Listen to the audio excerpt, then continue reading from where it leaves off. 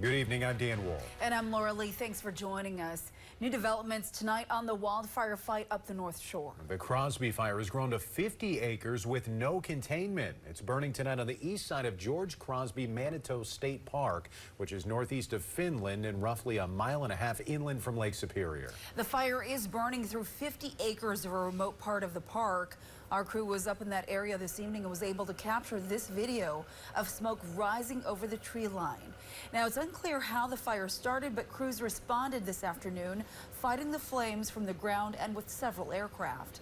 According to the Minnesota Interagency Fire Center, it is spreading with help of the fresh leaf litter covering the ground. There's no containment at this hour. We're told crews have packed up for the night and will resume the firefight in the morning. Officials emphasize no structures are immediately threatened by the flames. A little more about George Crosby Manitou State Park. It's roughly 3,300 acres just inland from the North Shore near the Lake and Cook County border. The DNR considers it a rugged wilderness park with dozens of secluded campsites. It's popular with hikers checking out the waterfalls along the Manitou River. And unsurprisingly, it's popular this time of year with people checking out those fall colors.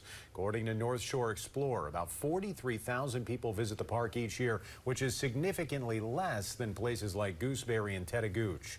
You'll find overnight updates on the wildfire and more detailed map of the location using that Northern News Now app.